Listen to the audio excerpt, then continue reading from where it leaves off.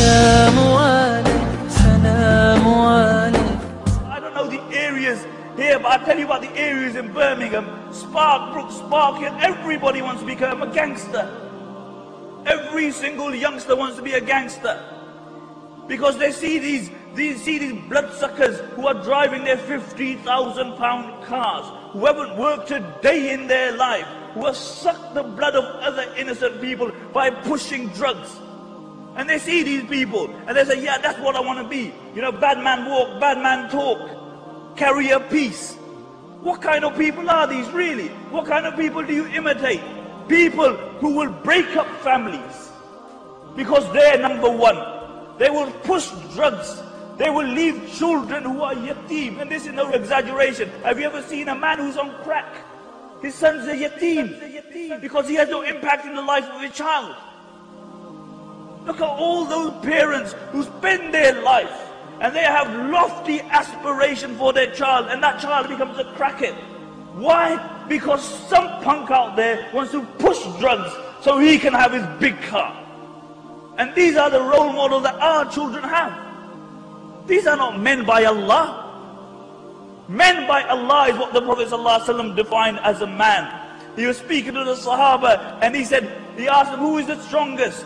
And the Sahaba said, it's him who can overpower him. It's him who can overpower him. The Prophet ﷺ said, it's not them. It's that man that when he becomes angry, he can control his anger. Because it's easier to punch out somebody's life than to forgive that person.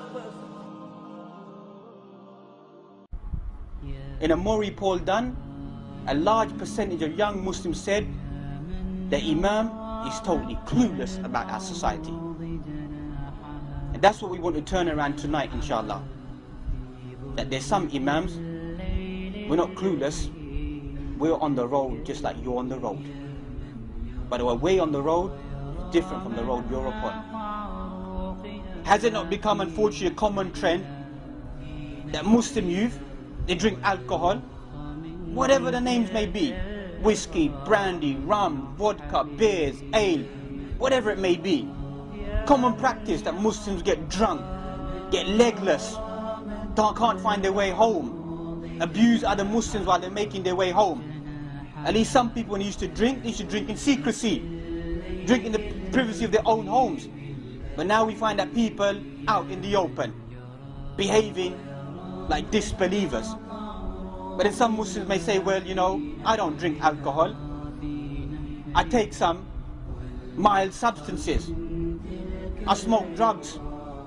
Tell me in the Quran, where Allah said in the Quran that cocaine, crack, smack, weed, skunk, marijuana, spliff, reefer, dope, white lady, coke, smoke, brown, Charlie, whatever name you want.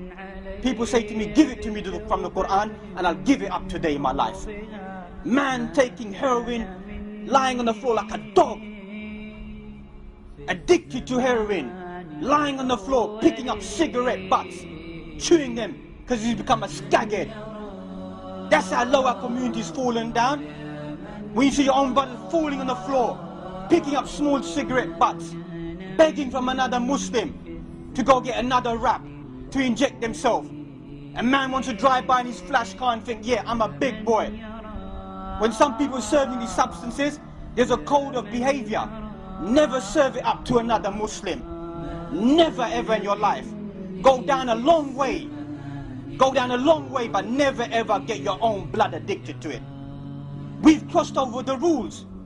We've crossed over the boundary. Some of us, we think we're gangsters. Read about the gangster world. Read about the Gambini family, the Don Corleones that you want to be. Forget about Tony Montana, the Cuban drug dealer who came over. The real drug dealers, you read about the cartel, man would never serve drugs in his life. Read the history of the gangland warfare. No real Italian mafia ever served drugs in their life.